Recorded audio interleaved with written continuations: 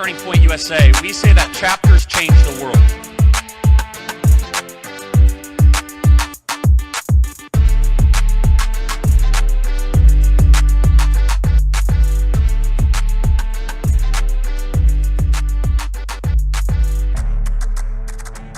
We are Americans, and we are going to win.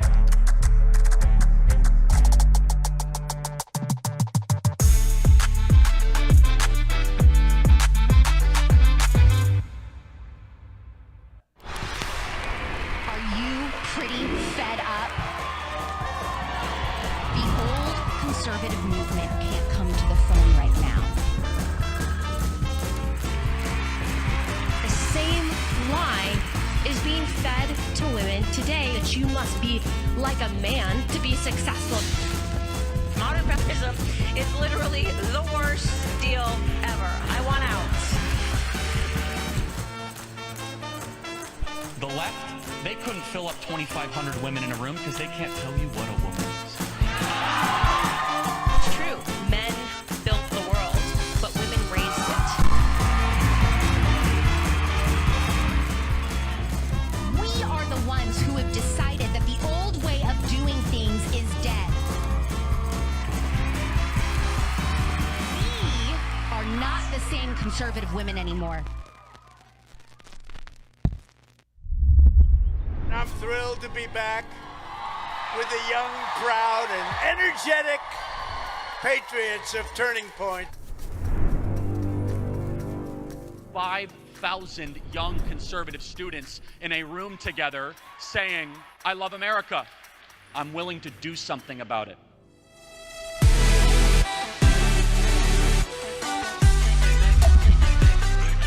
This is what freedom feels like! This is what freedom looks like! If you're willing to speak the truth, they will attack you. They are the invading force. They are the ones that have taken over our institutions. But in times like these, it's not enough to just be right on the issues. You've got to be willing to stand up when it's not easy.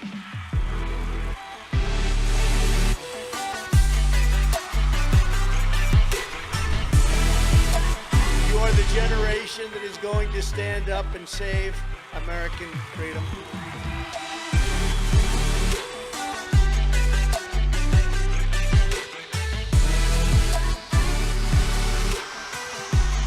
We are one movement, one people, one family, and one glorious American nation.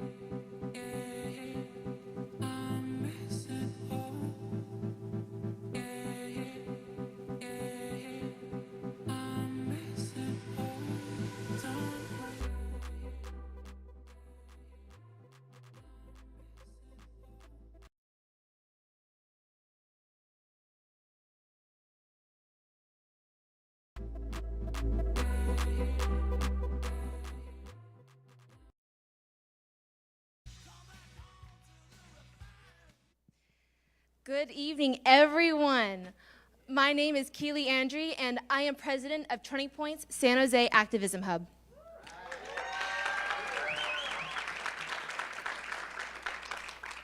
Thank you all so much for coming out tonight. Our activism hub here in San Jose has been blown away by the response from this community. So many people have been so kind and amazing. We would like to thank the San Jose Holiday Inn for allowing us to hold our event here. This whole setting has really brought our event to life.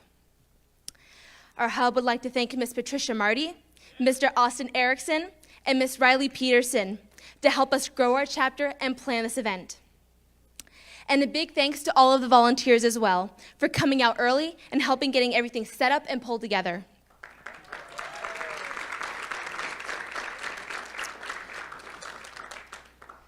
We would also like to invite everyone to check out a few similar organizations in our community that they have tables out in the lobby just out these doors. Now, if any of you are interested in starting a Turning Point Hub or a Turning Point chapter in your high school, please check out the TPUSA table right out in the lobby or go to tpusa.com/getinvolved. We would love to help you get plugged in. And now we have a very special treat for you tonight.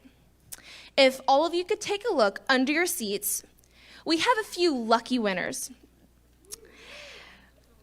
5 of you will be in possession of a golden ticket.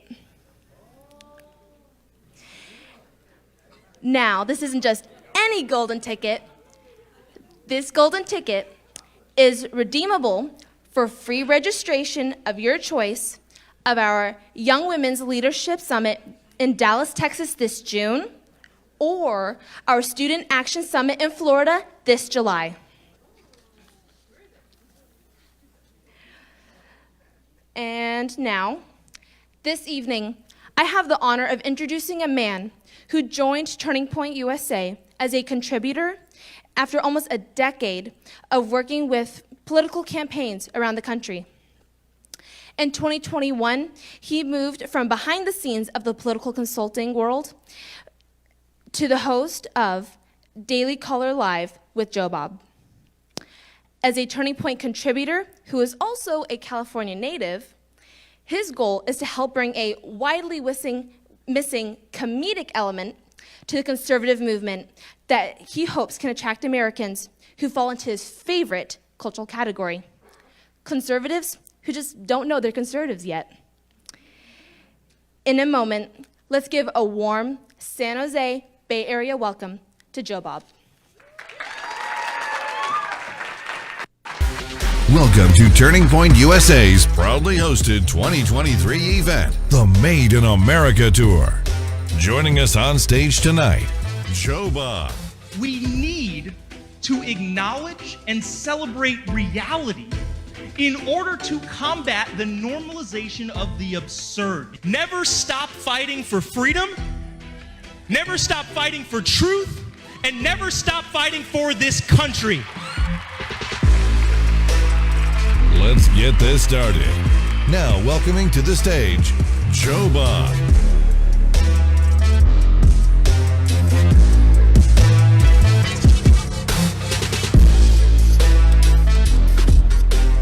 What is going on, San Jose? Ooh, I feel like you guys can do better than that. What is going on, San Jose? All right. Hey, so if you don't know who I am, my name is JOBOB, and the first thing that I probably have to say when I meet new people is that is seriously the name on my birth certificate. One grandpa was Joe, and the other one was Bob, and my parents decided to make high school very difficult for this guy. I do probably have more teeth than any of the JOBOBs that you know, though. Like they said, I am a California native. I've born and raised here and am not leaving, too, like a lot of people have. I think that California is a beautiful state that should be fought for.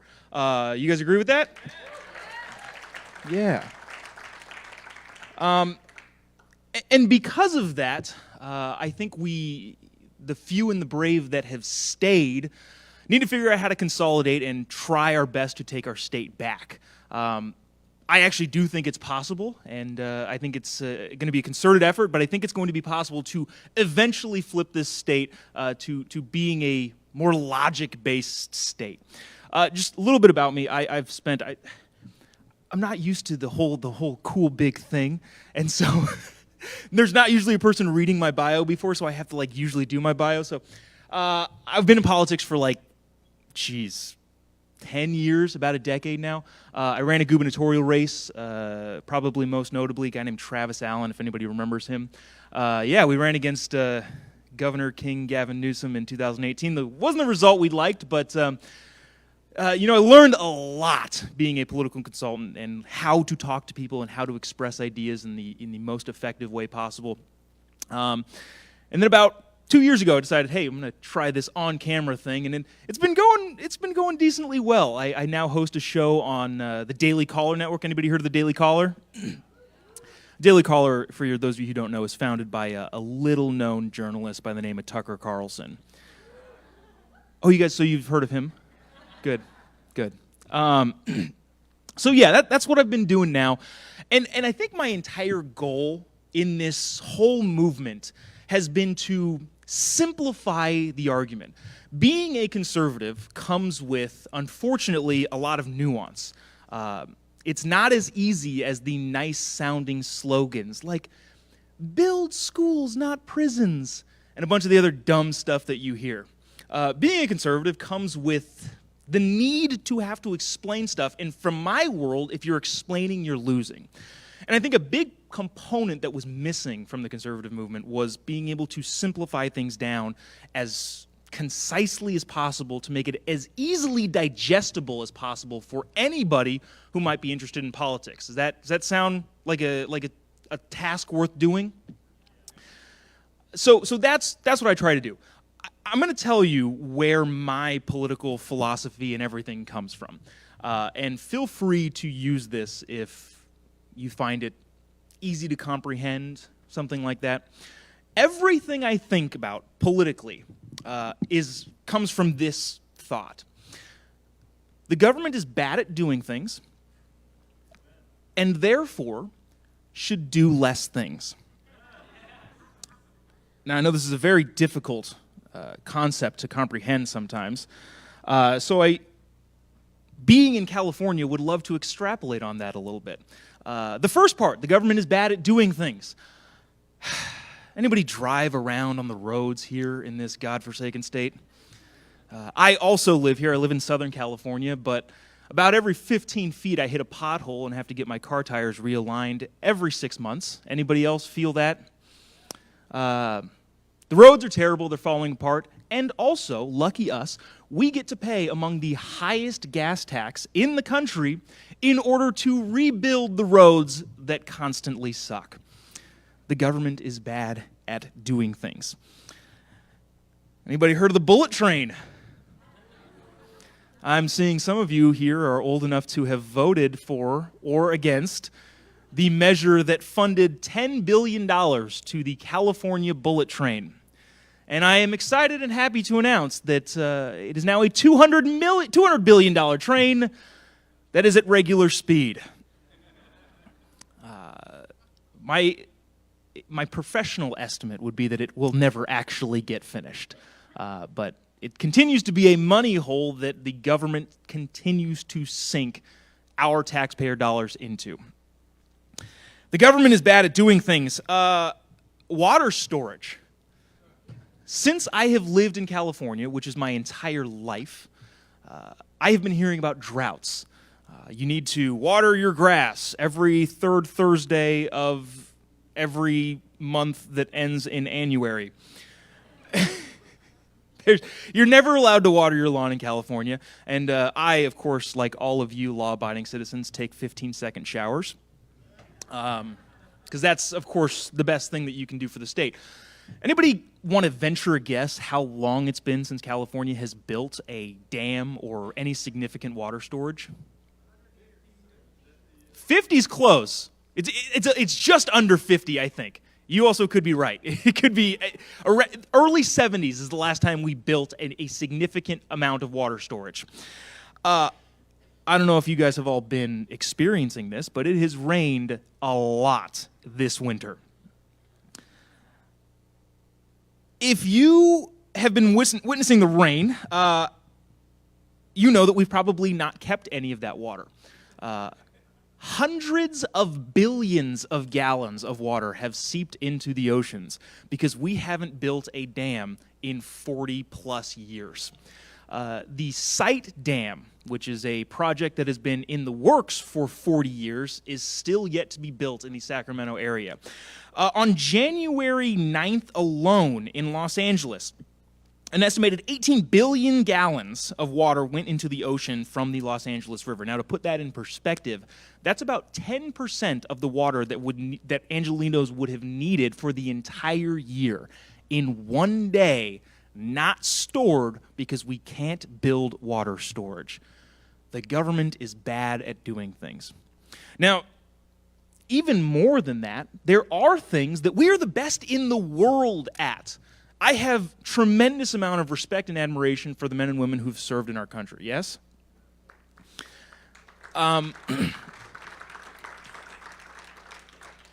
We are the best, most powerful military in the history of the world, not only in just the world now.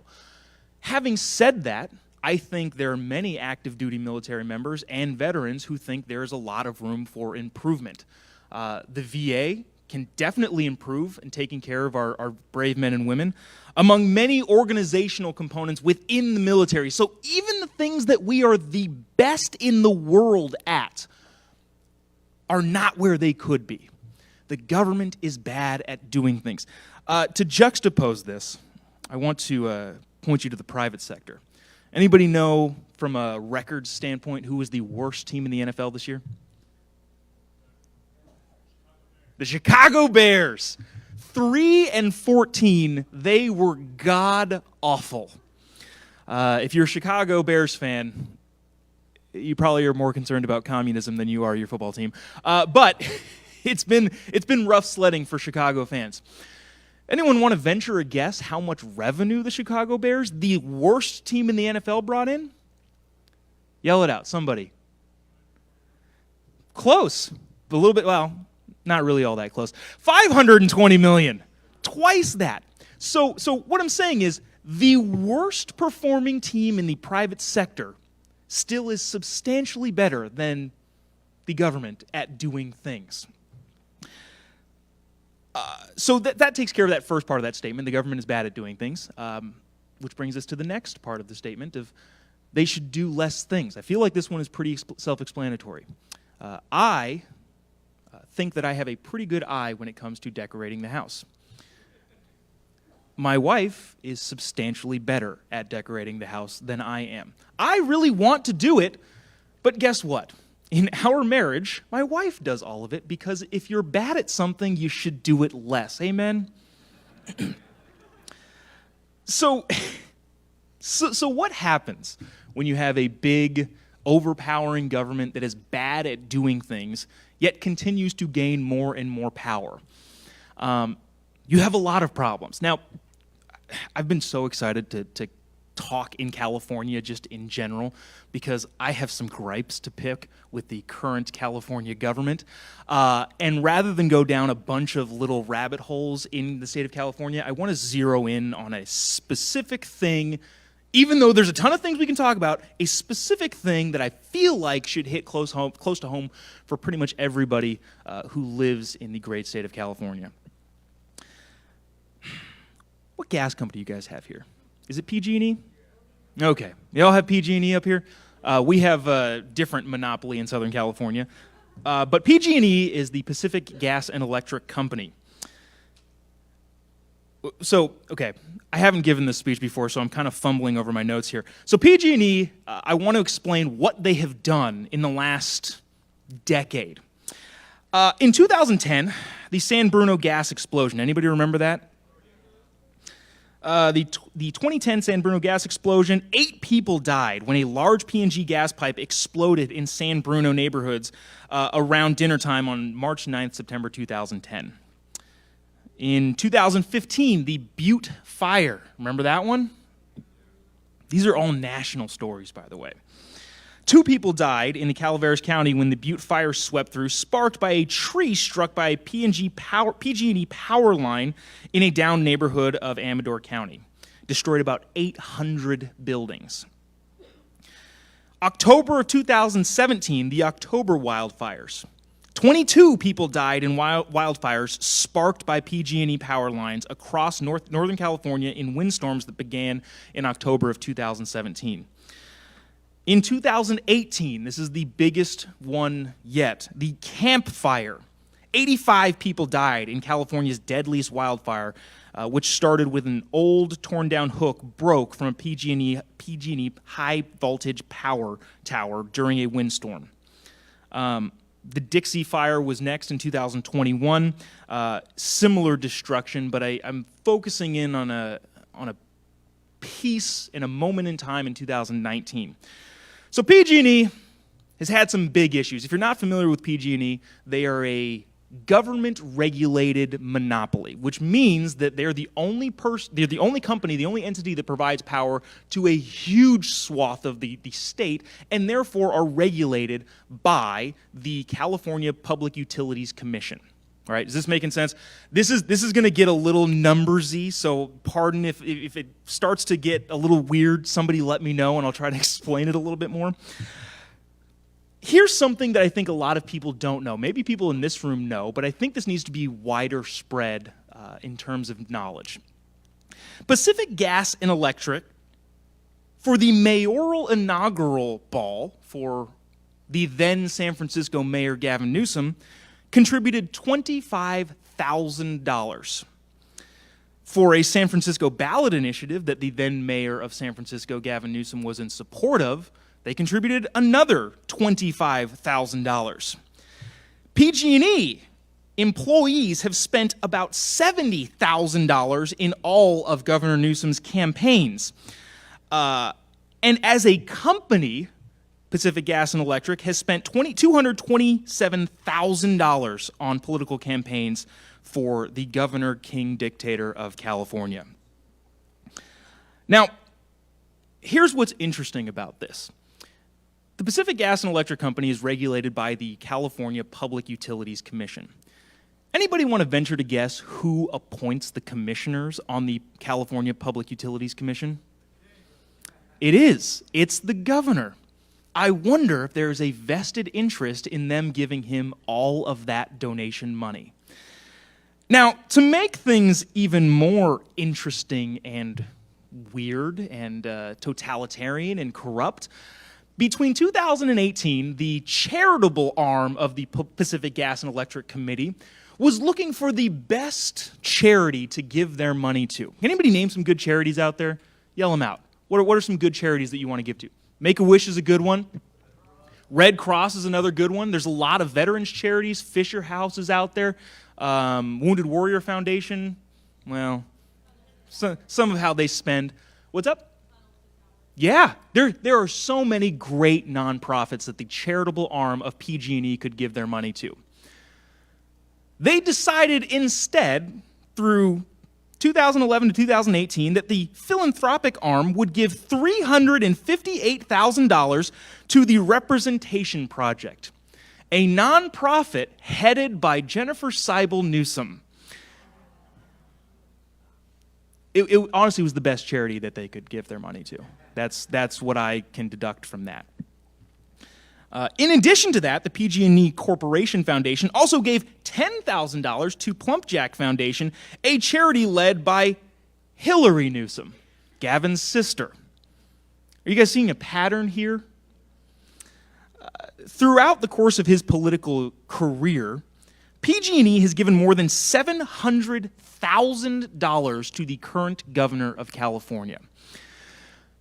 This is what happens when you have government intermixed with the private sector at a level that nobody is comfortable with. Now, let me read this part. This is from the Washington Post, and then we'll get into some of the specifics of how that power was wielded.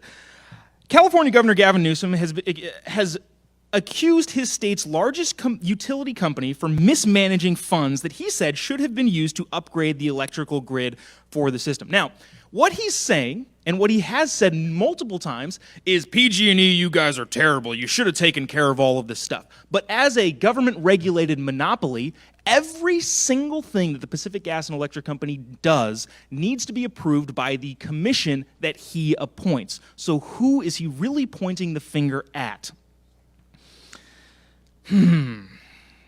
Now, here's where it gets even more interesting.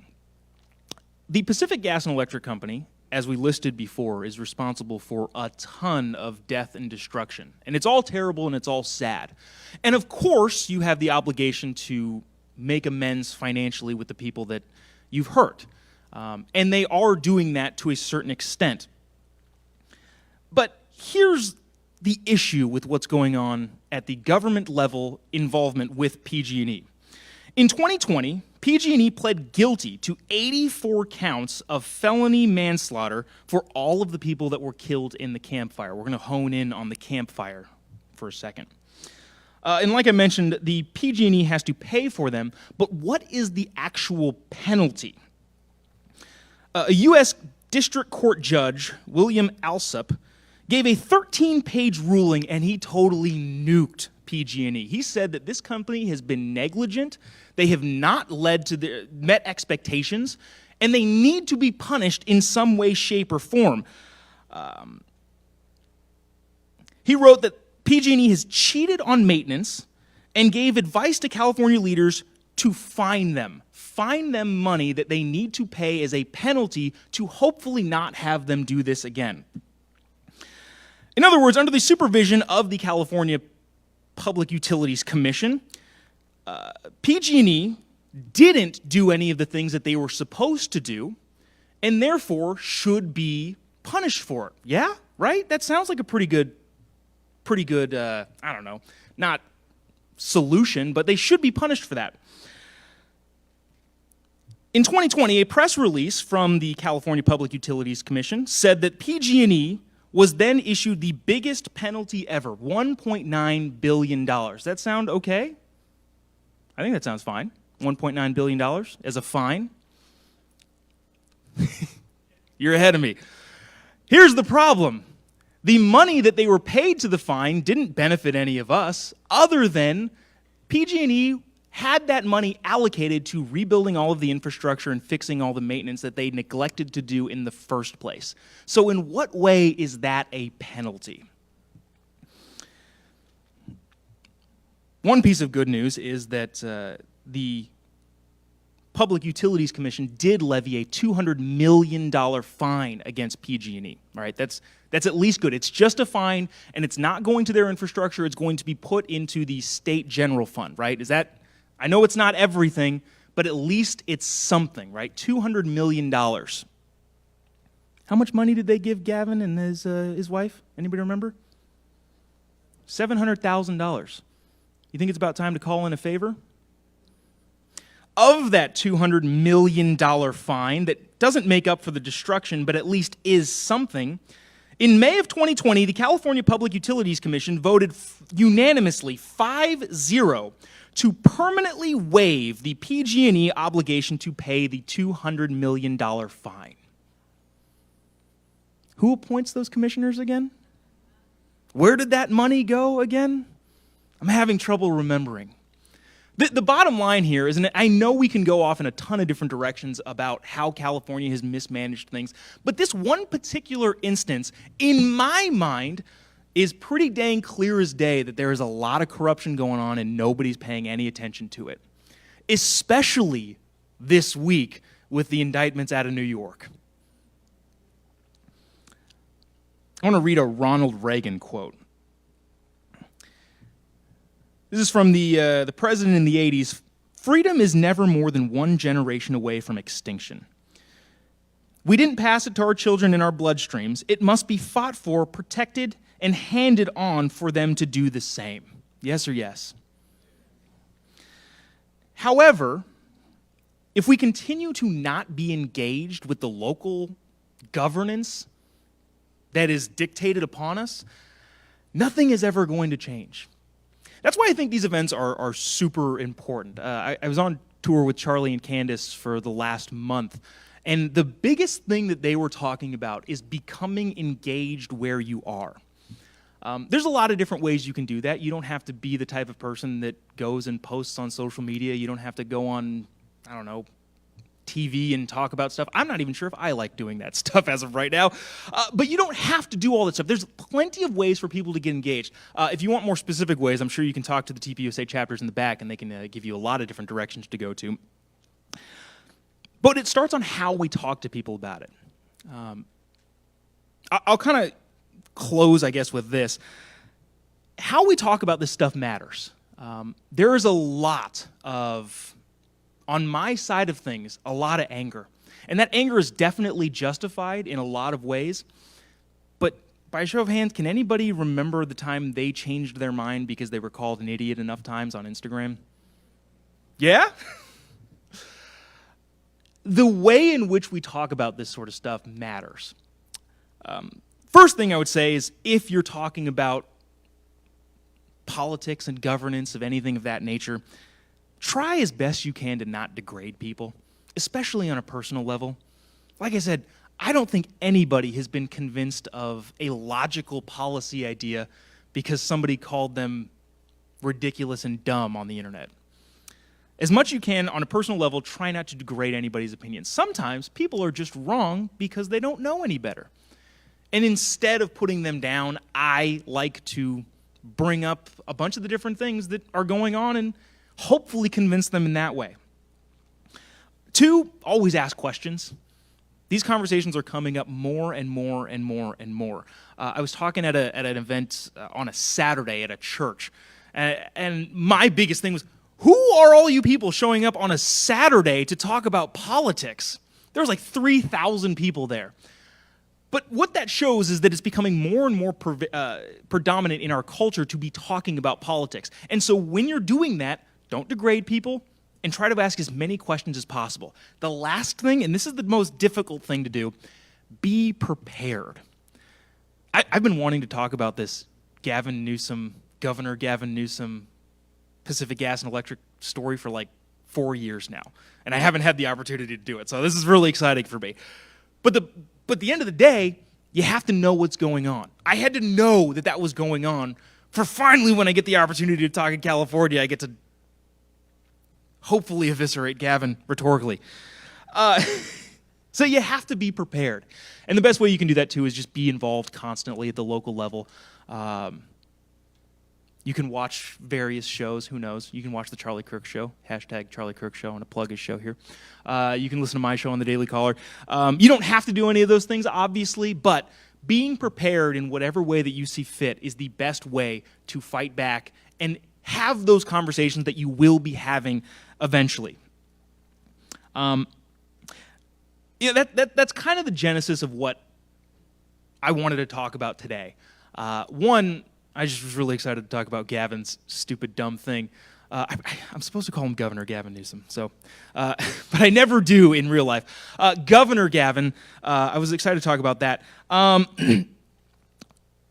I think the big thing here is we're trying to change minds. We're trying to change hearts and minds, and the best way to do that is not blasting people on the internet all the time, and it's having real heart-to-heart conversations with the people that you know and love in your community.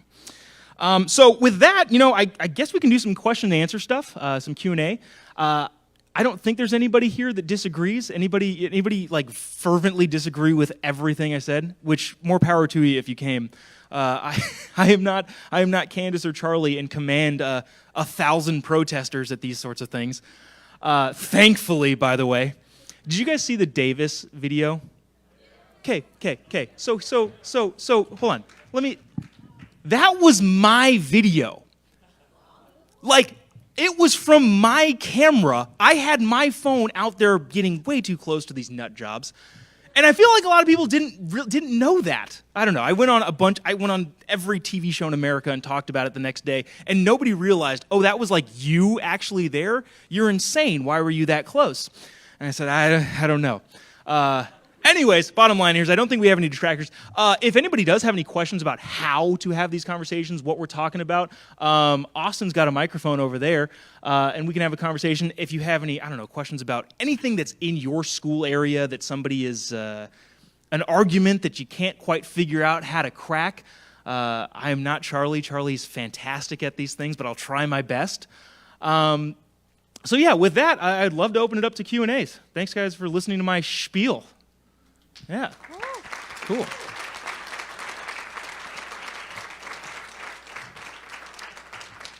Wait for some people to walk over here.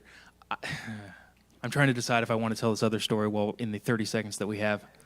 I don't think I legally can.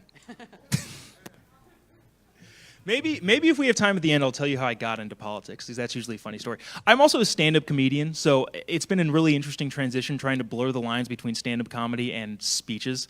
I was telling some of the guys in the back, the Western Regional Conference I did a couple months ago at Turning Point, holy cow, I bombed so hard. It was a political speech, but I went in doing stand-up comedy, and everyone was like, what the heck is this guy doing? Like, Charlie was right after me, and he's a very serious political person, and I was up there making trans jokes for 30 minutes.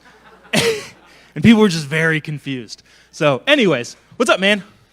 Hi, yeah, so I was at the Davis event. I was actually standing behind you when you took the video. Nice! But, yeah. So, I say nice, but that wasn't a good idea on either of our parts. Yeah, that was not a good idea, no. But, so my question for you is, so obviously I agree, and I think everyone agrees here, that the way that California has handled our PG&E fire situation has been scandalous. Mm-hmm. But the idea behind American democracy and American governance is that all the government is us as individuals organizing ourselves in some official way and deciding what we as individuals and as a collective society are going to do. So if we collectively decide, we want our power grid to be run this certain way, then that's how, things end up. What would you say then if, PG&E is, what would you say then is the line? Because on one hand, I think, as conservatives, we tend to be against the idea of a government-ran power company, but then on the other side, it doesn't really seem to be working out for us to have, a privately ran one. What's your prescription then for that? So this is, to kind of go to the 30,000-foot view, my biggest concern right now is that we don't have enough people engaged. How many people voted for President Trump not how many show of hands in this room, but how many people voted throughout the country for President Trump in 2020? Like 80 million people. How many people voted for President Biden? Maybe also 80 million people. That's 160 million people. There's 330 million people in this country, which means that most people don't vote. Now, obviously, that there's a huge gap in people that are under 18 and can't vote. But at the end of the day, most people are disengaged. That was, by the way, the 2020 election was the highest turnout ever in history ever. And still, most people just didn't vote. So to answer your question and circle back to that, I just used a Jen Psaki phrase. Sorry. To circle back, I would say that the biggest problem is that people aren't as engaged or involved as possible. There's a quote that's coming to the top of my mind, and I know that I read it recently, so I'm going to find it really quick. Here it is. This is Bill Maher, noted lefty, by the way. He said, "Freedom isn't free. It shouldn't be bragging about. It shouldn't be a bragging point that, oh, I don't get involved in politics, as if that makes someone cleaner. No, that makes you derelict of duty in a republic. Liars and panderers in government would have a much harder time if so many people didn't insist to remain ignorantly blind and agreeable." Bottom line is, there are too many people that aren't paying attention. I think you fix the problem by engaging people and having more and more people pay attention to what's going on. And I genuinely do think we live in a center-right country. And so if more people, a higher number of people were engaged, I don't think you have the problems that you have, especially in this state. So I guess you would say then that it's not really a matter of whether or not, the power is ran exclusively by the government or whether it's private but managed by the government, but more, are we actually involving ourselves in that process generally? Yeah, generally speaking. I mean, if you really want to get into the theoretical stuff, if 100% of people were involved in just the government as a whole, or put it better, if 100% of people paid taxes, there would be no wasteful spending. Believe me, everybody would be checking their pocketbooks going, oh, I'm not going to authorize, I don't know, trans awareness $1 billion month, whatever, because people just wouldn't put up with it. So I think at the end of the day, when it comes down to it, it's just getting more people engaged and then having them know what's going on. That's what fixes a lot of this stuff. That's at least what I think. Feel free to disagree. Thank you. Appreciate it. Yeah. Hey, JOBOB. I was Hey. also at that UC Davis event volunteering. I remember. Oh, yeah. So you may also remember I asked Charlie Quirk a very similar question, but I'd like to hear your view too. I will make a very brief anecdote. I am a 7-year former competitor of speech and debate. I competed at a pretty high level, top 32 in the country at my event. And I just say that to bring up, I've worked with some of the best competitors in the country, and it's so entrenched in the left, in fact, that my acquaintance, Michael Moreno, at a tournament in Arizona State University was actually tossed for an entire tournament for quoting a piece of evidence from Dr. Jordan Peterson. So my question to you then is, what would be, no kidding, what would be your prescription? You've given some great insight today on how to take the state back politically. How do we start to take academia back? Oh, jeez. I hate to give a generic answer, and I didn't hear Charlie's answer. After that crazy event, I got on the first flight out of there. I think I got off stage and sprinted to the airport. Wasn't planning on that. Anyways, to be generic, but I genuinely do think this is the best approach to it. Just keep battering the ram. Keep the battering ram pounding on the doors. That's honest to God what I think. I think just like all of us haven't moved from California, the easy thing to do would be move to Texas or Arizona or Idaho or any of those places. Believe me, I've thought about it. My wife and I very seriously considered moving to Tennessee. But at the end of the day, we thought, no, we love this place. Our family is here. We own property here. We're going to stay here. And so that's what we did. And so to answer your question of how do you take back academia, just keep fighting. Eventually, it'll swing back. Everything, politically speaking, culturally speaking, societally speaking, seems to be a pendulum in my limited life experience, and it continues to go back and forth. I would imagine that universities and academia are about at their breaking point to where it's become so ridiculous. How many people, some news story out of a college campus has gotten so ridiculous, the person that never talks about politics brings it up. Anybody had that happen to them? No? Cool? Yeah, I see some nods. Anyways, I think more and more people are starting to become aware of it, and the best thing that we can do, and really the only thing that we can do, is keep on the, I'm hesitant to say keep on the attack, because people sometimes will then say, he's inciting violence. Keep on the rhetorical attack against absurdity. And I think, if something can't last forever, it will end. And the way that academia is going cannot last forever. So I hate, sorry that that's a broad answer, but I genuinely think that that's the best approach.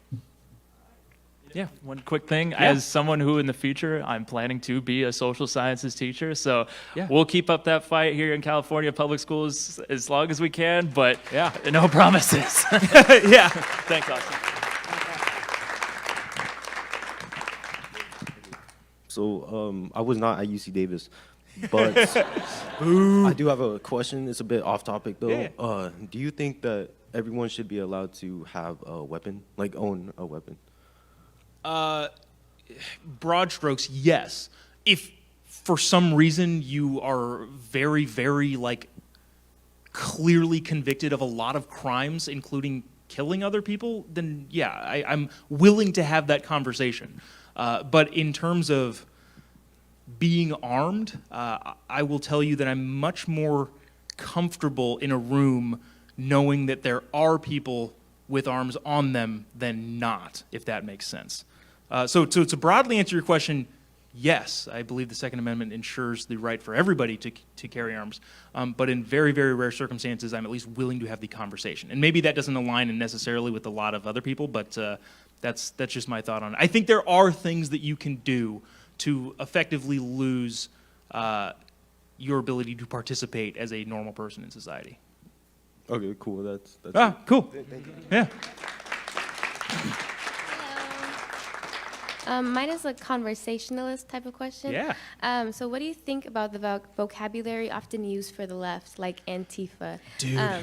They seem to appreciate that word more and more. And do you think it would be accurate to retaliate with calling them fascist, which seems to be like their favorite word for us?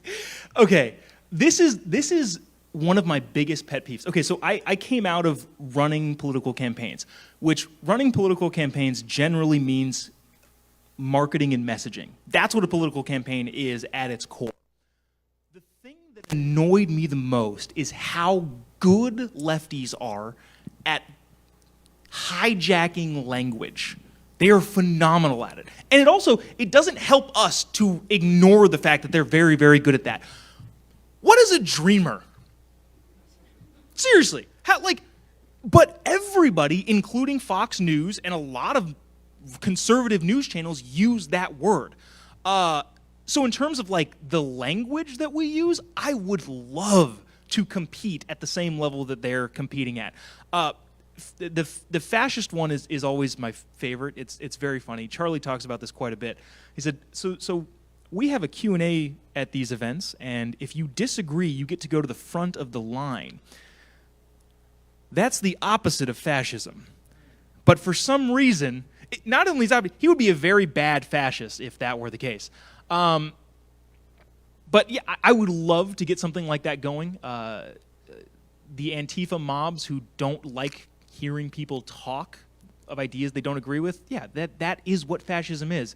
If you have great, catchy, colloquial terms, let's get on them. I think as a conservative movement, that is something we need to desperately do better at. The messaging on our side of the aisle is dismal, to say the least, and they are very, very good at it.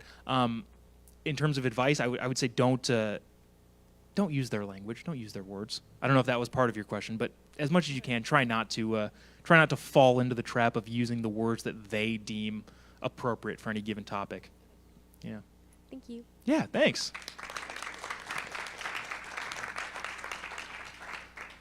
So this is more about more recent events, the Tennessee shooting. Mm-hmm. I wanted to get your opinion on the media coverage for that and the way that the media is swinging with how they believe the events have fallen through. In what context? Are you talking about the? So there's different variables to that story. There's the gun component. There's also the transgender component. Right. You can talk on both if you like. I just want to hear your opinion about that because it's a hot topic right now. Right? I'm going to go off the rails, not off the rails, but off script, I guess, a little bit. Not even script. There's no script. All right. Am I stupid enough to try it again? There we go. So, to deviate into some of the trans stuff, because I feel like a lot of people, that is a hot topic, especially with Bud Light, those silly billies, the last couple days. Here's what I would love to say about the trans topic as a whole, and we can kind of get back to the Nashville shooting in a little bit. In the DSM, which is the diagnostic manual that therapists use to diagnose people with mental / social disorders, the transgender thing is still a mental disorder. That hasn't changed. They have not updated the DSM since then. So in my opinion of that, and this comes from a guy who's married to a marriage and family therapist, so I have a little cheat code here. It would seem that glossing over the fact that a particular individual with gender dysphoria is not in some sort of severe mental place seems to entirely miss the real problem. We're in a world where people want to put a Band-Aid on things, and that Band-Aid in this case is looking different, when in reality, the most likely case is that this person has trauma-induced gender dysphoria, meaning that they experienced some sort of trauma, probably, again, I don't know everybody's particular situation, probably experienced some sort of trauma at some level, and therefore is expressing that through this new identity thing, which doesn't often work. Suicide rates among trans people are just as high before they transition as they were after. So that being said, to ignore that whole component of, look, this is a person that is, and I'm not sympathizing with this horrible monster at all. I'm just saying, as a society, to completely ignore that seems irresponsible. On a guns standpoint, I hate to, beat a dead horse and sound repetitive here, but the fact that we're not arming schools seems ridiculous to me. And I also have some reservations of having kids go to a place that seems like a fortress. I don't want that for my kids. But at the same time, there's lots of ways to do it without making it seem like these kids are going into a fortress that, I don't know, is off-putting. There's a lot of ways to do it. There's people that making the argument against that. They're like, well, what do you want, guns everywhere?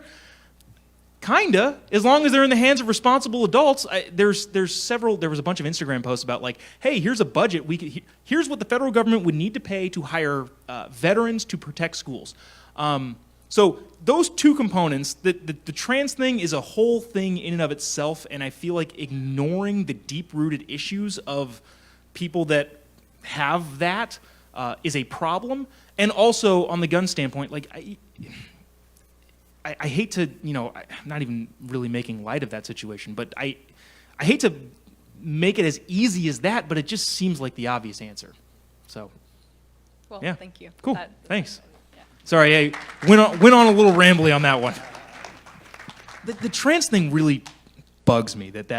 We refuse to accept the fact that this is a bigger problem than just like, oh, accepting people want to change their genders. Like, no, there's a lot of hurt there, and to ignore that seems cruel. Anyways. Hello, Yeah. Hey. my name's Alyssa. I'm so glad you're here with us today. Thanks. And my question is if you can share a story where your stand-up has maybe like broken down barriers or opened someone's eyes to conservative values who may not have seen it before.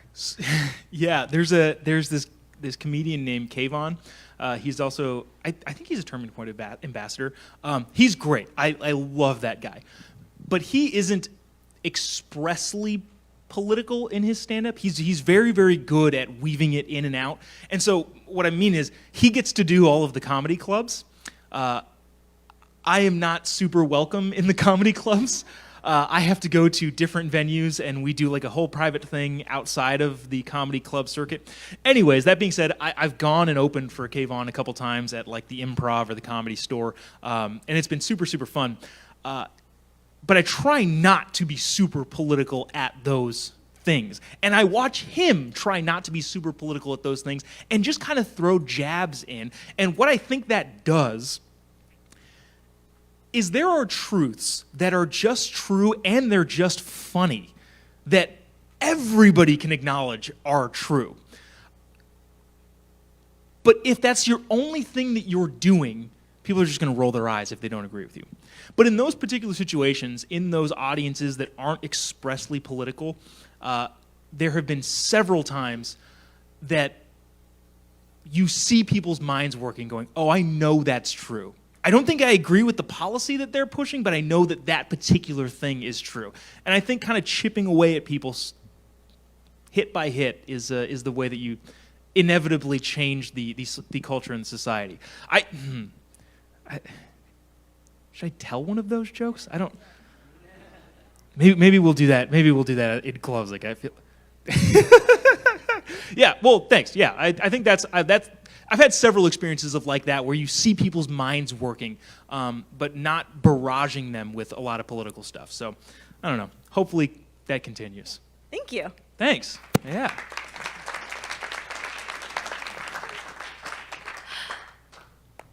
It's nice to hear about your wife. I'm also same career. Oh, awesome. So, but my question is, in terms of your topic about PG&E, what are your thoughts in terms of the pressure push of electric cars and solar systems? So I've gone down this rabbit hole. If you haven't seen, there's an episode of the Joe Rogan podcast where I don't know if he's a journalist or an environmentalist or a scientist or whatever. He goes into the Congo and the mines in Africa and shows how terrible it is that mining for cobalt is. Cobalt is a necessary component for electric vehicle batteries. And you want to talk about modern slavery. Holy cow. There's the Uyghur Muslims in China, and there's the people digging for cobalt in parts of Africa and in a lot of parts of the world.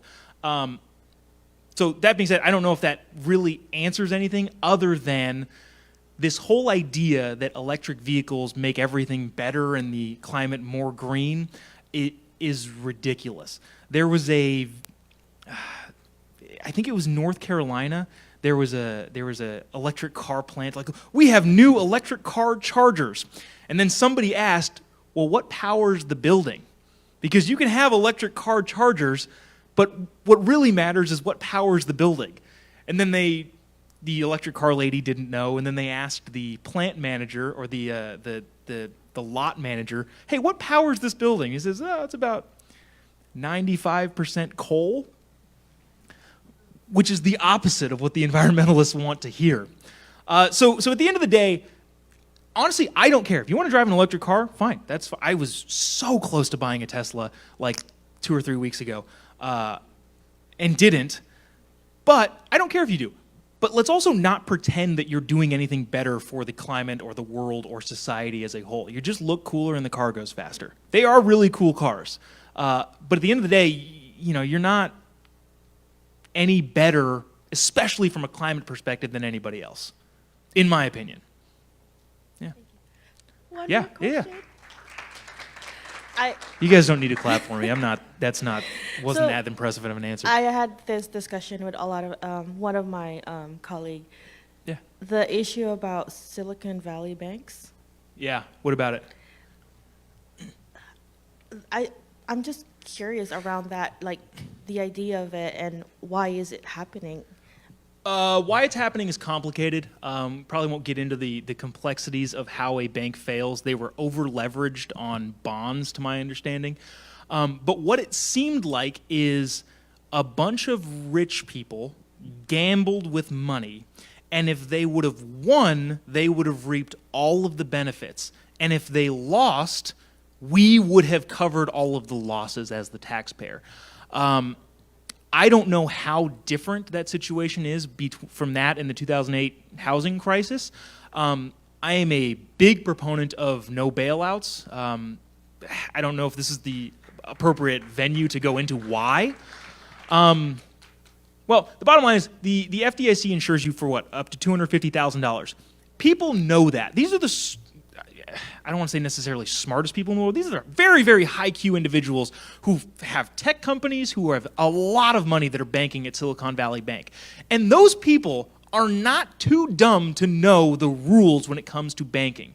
So if they didn't know and they did it anyways and lost big, that really does suck. But that's your problem and not mine, if that makes sense. So yeah, in terms of Silicon Valley Bank, I am a big proponent of no bailouts because the other thing too is I don't think that the local family bank in Wichita, Kansas would get the same bailout treatment from the federal government as the Silicon Valley Bank is getting from the current administration. Yeah, that being said, I don't want rich people to reap the benefits of their gambles and then me have to cover their butts when they lose. So that's where I think about that. Yes, thank you. Yeah. Thanks. Hello. So I know you and your wife are about to become first-time parents to a Yeah. baby girl. Yeah, we're having a baby girl in about July-ish. What are some of the values you wanted to instill in her to become a devoted woman? Okay. I've talked about this with my friends a lot. Before we knew it was a girl, I wanted a girl. And this might be selfish and somewhat pompous, but I think that the duty of raising girls and then therefore women should go to good dads.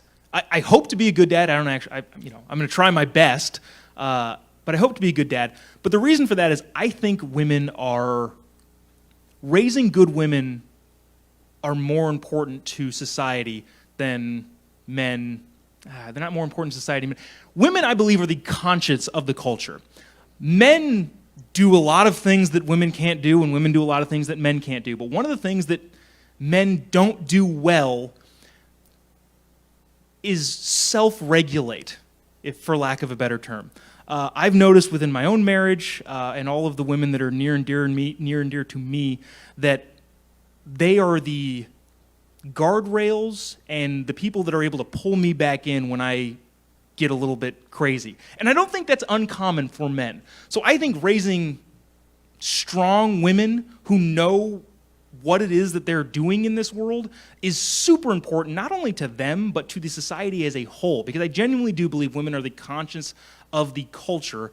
And as far as like instilling which values, we're Christians, we go to church, we plan to raise our daughter in that same culture and same sphere, and hope that she has all of the same values as us. Obviously, she's just going to be her own individual person, but I think foundationally, if all of the values that we have and that have made our marriage good, at least I think it's good, can be pushed onto her, I think that would be a success. So I'm excited to have a girl. I'm really pumped. Thanks. Hi. Yo. So we have children, and we have them in public school, and it's kind of interesting. I mean, you say, stay in California so that, you can make the good fight. Yeah. Well, what do you think about if you're taking your kids out of public school? Are you kind of taking all the conservatives out of the public school where the group is, where you're fighting for these public schools?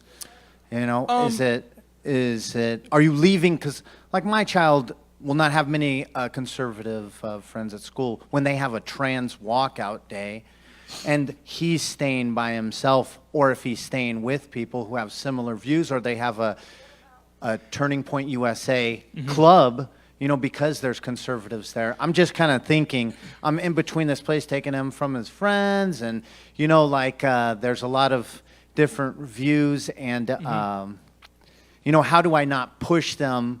Because, like, my college-age daughter, if I push her, she's kind of like, oh, I just want to be nice, you know what I mean? And Democrats have, nice kind of like the label, But she's conservative, Yeah, of course. Yeah. So here's what I've noticed in myself and in a bunch of my friends that I have that have gone through college and have conservative parents. I grew up in California. I grew up with a lot of people who thought they were liberals in school. And what I've noticed is that if a person has conservative parents, ultimately at the end of the day, they're going to have to start paying federal income tax. And that generally makes people more conservative. And I think that's a good stopgap. As far as leaving the schools, I'm a little bit more hesitant to say, get your kids out of there. Obviously, I think you should, but I know that that's easier said than done in several families. But also, I think the shelf life of government schools is shorter than the state of California. And what I mean by that is, with all of the conservatives leaving California, eventually the unfunded pension liabilities, the huge budgeting issues that we have in this state is going to collapse. And it's just going to not work. And it's going to lead to a major restructuring of how we do things in this state. I think the same can be said for schools and the public school system, but I think it's going to be quicker. So that being said, get your kids out of there if you can, because I do think conservative parents leaving the government school system is a good thing to hasten the collapse of a very corrupt institution. But at the same time, if you can't, they're going to have to start paying a lot of taxes sooner than you think. And if I know anything, I'm 32 now, and my last super liberal friend finally called like 2 or 3 months ago, and I'm like, man, these taxes are killing me. And I'm like, we got them! So I think, at the end of the day, I think, as long as you're there to answer questions when they get to that age, what the Winston Churchill quote of people who aren't a liberal in their 30s or in their 20s have no heart, and people who aren't a conservative in their 30s have no brain. They're going to hit 30 at some point. So that's the best I can do with that, I think. It's a tough situation, and unfortunately California has put us in a bad spot with the government schools, but if you tough it out, I think they'll come around eventually, because they're going to want that money. Yeah, cool. All right, thanks. Hi. I've been homeschooled all my life, and my parents never really talked to me about politics. They talked to me about different values and the things that we believe. We are Christians as well. But with that, I never really understood that I was conservative up until a couple years ago when I really connected the values to the terms and all of that. So with that, I plan to raise my kids eventually homeschooled as well. Very roundabout, I know, but what age do you think you should start talking with youth about politics and different things like that? I love this question, and I hate my answer because I don't know. I think it varies to a degree. I am not a huge labels person. I've never been a huge labels person. By definition, I am a conservative person. I believe in personal freedoms and personal responsibility and all of the things that conservatives believe in. But sometimes it is advantageous to not use those terms. And it really depends. I would just be willing to say that, and I'm hoping and planning to do this with my future kids, teach them good values, and eventually they'll end up as a conservative, whether or not it's labeled that in the future or not. I think given how lefties love to play with language, I think the terms are going to flip. In the 50s, if you said, Republican, Democrat, conservative, liberal, whatever terms you want, it meant something different. Terms move around a lot, and what stays stagnant, I think, is the values that you bring your kids up with. And again, I'm hoping to do that. My parents did that with me, and I think that's what really, at the end of the day, is going to make a big difference. Not necessarily the labels, not necessarily politics to speak specifically. I think if they have a strong moral value-based foundation, they're going to be fine regardless of what we call different movements that are going to exist in the future. Yeah. Thanks. Appreciate it. Back again. Hello again. Sup? Yeah, so something just crossed my mind a little bit ago. So I just joined a choir at my college. Nice. I'm a classical singer. And the director of the choir, I just had an audition with this person the other day. And great person, I respect this person as a musician, just wonderful, all that. But I could legitimately not tell if this is a man or a woman. Oof. And to the best of my ability to discern, I still have no clue. So and I want to be respectful, and I want to not get a C in the class, and, I want to be able to sign up for it next quarter. So what should I do? Guys, so I think I mentioned I was on tour with Charlie and Candace all throughout the month of March, and I had a 5 to 10 minute little intro thing. And what I would do is I would bring up a student on stage and perform a death-defying stunt, the likes of which no one has seen in the modern culture. I would guess their gender. I was 8 for 8 on that tour, undefeated. I was 1,000%. I did really, really well. Thank you. Dude, I don't know, man. Obviously you want to succeed in the class. There are varying differences between some of the people in the movement. Ben Shapiro would say, go along to get along. Just keep your head down, stay low. Charlie would say, no, make your voice heard. I tend to be more on that side of things. But at the end of the day, if you just can't tell, I don't know what you do. I don't feel like saying, what are your pronouns or something, but I... Honestly, where do you go to school? Davis? UC Davis. They would probably really, really like that. I don't know if that's a good idea necessarily, but they would really, really appreciate, what are your pronouns? Oh my gosh, thanks. I don't know. I'm at a loss for what you should do there, other than take a stab in the dark and go for it, whatever it might be. Just call him professor. Or drop the class. Yeah, good luck, though. Cool. And awesome, JOBOB. So just to wrap up the Q&A, I actually had a question. Oh, cool. And so you're talking about taxes. And so I was curious, one of our slogans at Turning Point USA is taxation is theft. Yes. I was curious if you could explain why taxation is theft. Why is he... He's a friend. No, don't No, worry. but why? What is wrong with this question? You like taxes? Good Lord, that's the first person I've ever met that's liked taxes. So sorry, what was that? No worries. So One of our slogans is taxation is theft at Turning Point USA. And so I was curious if you could explain why taxation is theft. And then a second part is if there's taxes that you believe should be in place, why are those not theft? Thank you. Okay, so I would consider taxation theft anything which you're paying for a service that is not being provided to you. If you buy a product on Amazon, let's just say it's a $100 toilet seat. You like really nice warm toilet seat, it's $100. And then that toilet seat never comes, that's theft in my opinion. They just stole $100 from you. I think there are instances where unfortunately government is necessary, the military being a great example, infrastructure being another one. And you need that sort of stuff.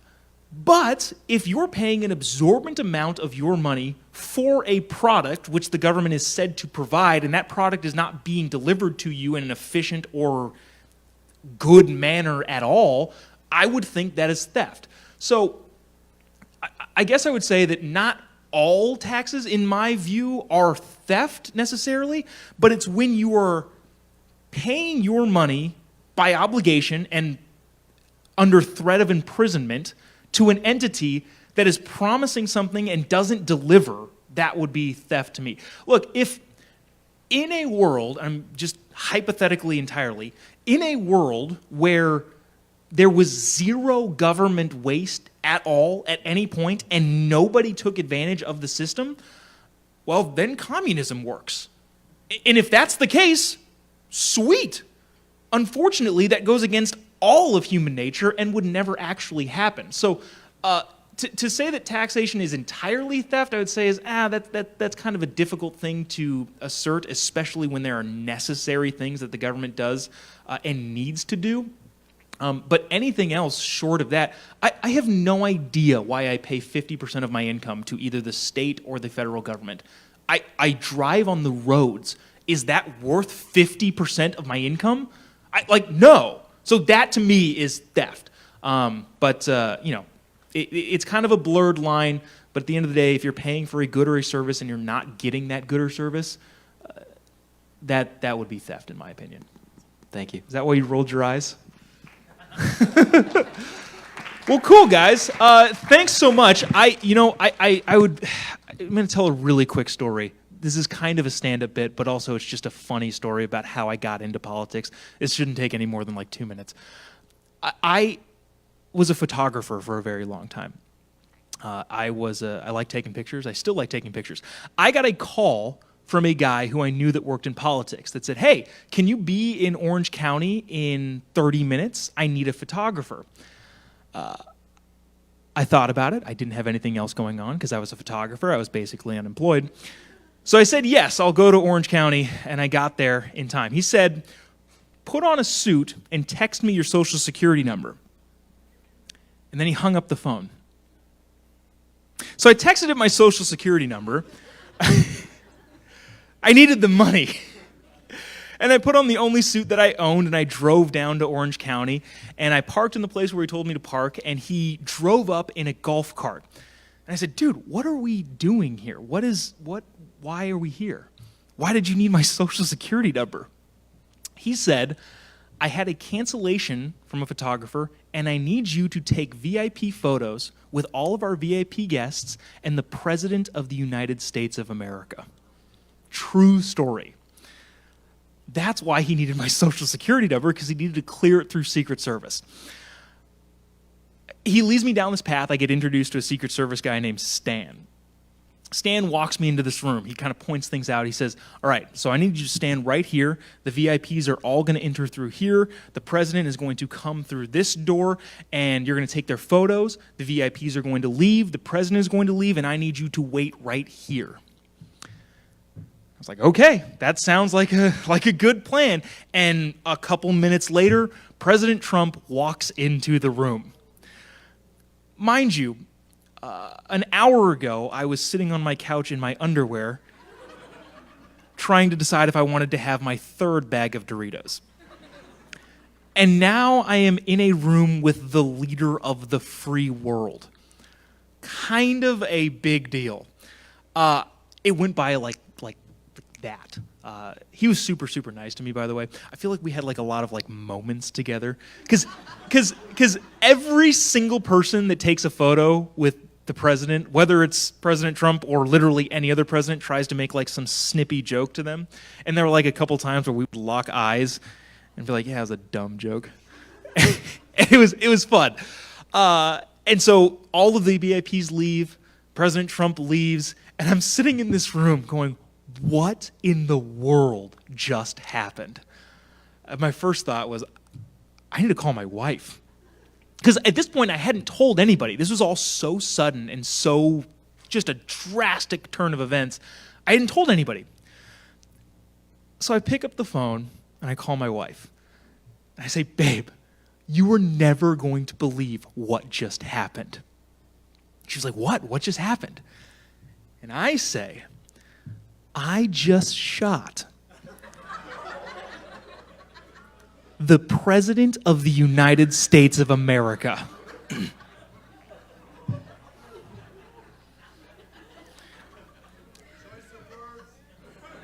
In hindsight, I could have used a different choice of words. But that's the terminology in photography. And before she gets to say anything, Stan, the Secret Serviceman, walks into the room, and I say, oh, shoot, babe, the Secret Service are here to get me. I gotta go. And I hung up the phone. And that's how I got into politics, believe it or not. I think a couple months later, I got a call from a current assemblyman in California, not anymore, but he was a former assemblyman. He was a current then. He got a call saying, hey, I heard you're Trump's photographer. Can you do photos for me? Okay. Then he's like, did you work on his social media campaign? Sure. I was then subsequently given about $1 million budget to run Facebook ads, and I became a political consultant overnight. We ended up running that guy for governor against Governor King Gavin Newsom, and somehow wound up on a stage at a TPUSA event. So that's my story, and I'm sticking to it. Guys, thank you so much for coming out. Really, really appreciate you. Thank you so much to the team that puts on these events. These guys are incredible. The video guys, the staff here, for getting all of you here. Really appreciate you. Thank you so much. God bless America. I'll be around, too, if you want to chat a little bit. Oh, here we go.